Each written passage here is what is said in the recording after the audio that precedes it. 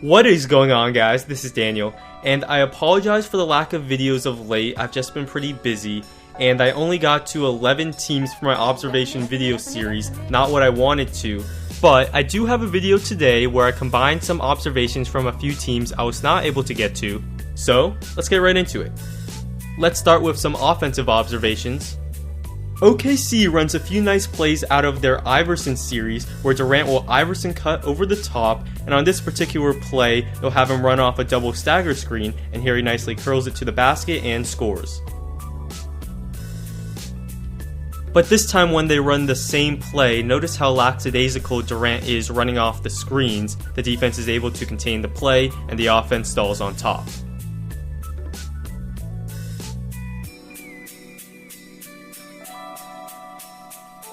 Here's a different play out of the Iverson series. Instead of Durant running off a double screen, here he'll receive screen-to-screener action toward the top, and he hits a jumper.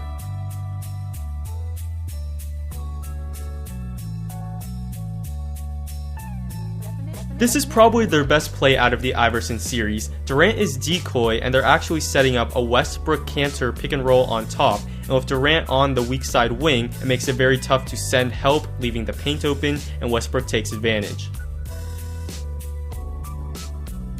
And whatever play they're running out of the Iverson series, it's always an option just to hit Durant coming right off the screens immediately, and here that works and Durant hits a jumper.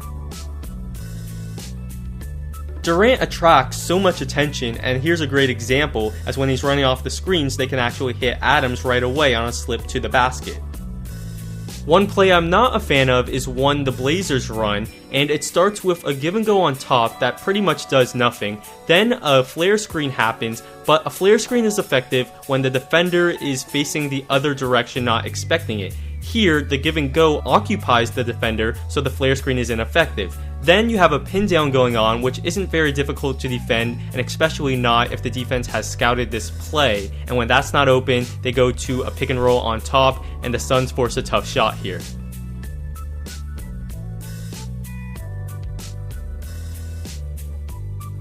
You can just see how this play does not put a ton of stress on the defense. Definite.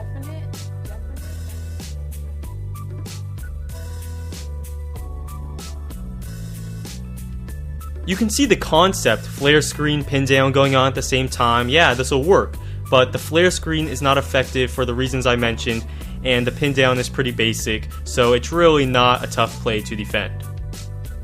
One reason I really like the D'Angelo Russell-Jordan Clarkson pairing in the backcourt is because they can both run pick and roll, but also play off the ball, as they are both competent three-point shooters, and both of them are good cutters off the ball as well.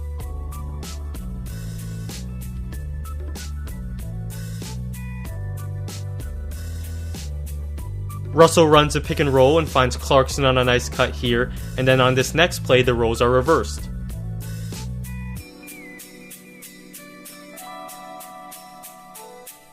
Point guard TJ McConnell for the 76ers has his limitations, but for a rookie he was doing some very impressive stuff beyond his years, such as coming off a pick and roll and then snaking it back toward the middle, and he hits a jumper here. Getting the ball toward the middle when the defense forces sideline opens up a ton of passing opportunities, and here McConnell finds Okafor. In the pick and roll, what he also likes to do sometimes is dribble underneath the basket, probing, keeping his head up, and here he finds an open shooter. This time not in the pick and roll, he'll drive, keep his dribble alive, and then find an open shooter again. One move he likes is to dribble up slowly and then hit the defense with a hesitation move, getting him a lane to the basket, and then again he drives along the baseline and finds an open teammate. Same hesitation move, but here he shocks the defense by actually shooting it. Speaking of defense, something that stood out to me was Paul Millsap's hands on defense. He seems to have an innate ability to reach in and poke the ball loose, and reaching in, it could be considered gambling on defense, but when you can be as successful as he is with it, then go for it. He has such great timing when it comes to this.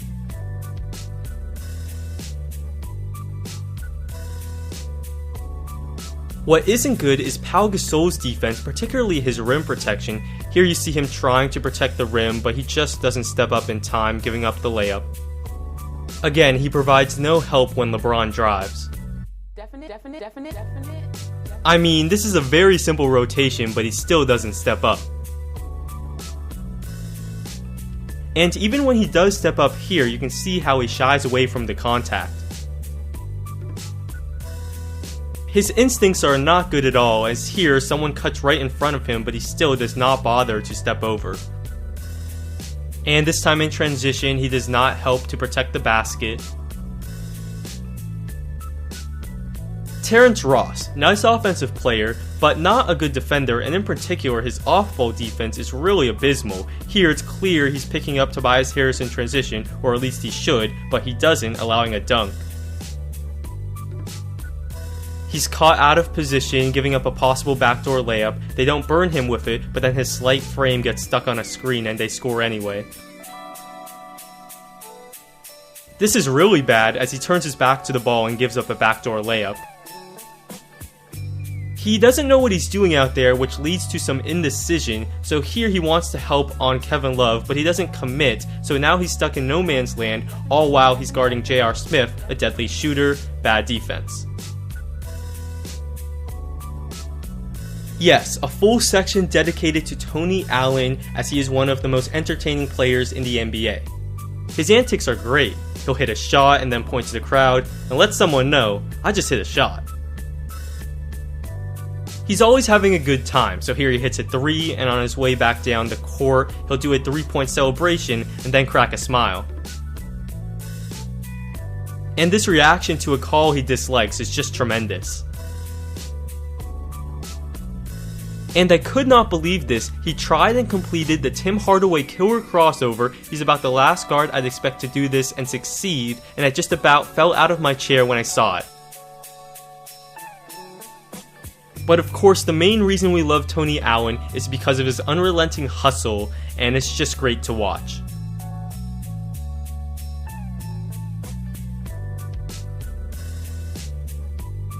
Well, there you have it, guys. The regular season was fun, but it's playoff time tomorrow, and I'm as excited as you are for it, so thanks for watching, and see you next time.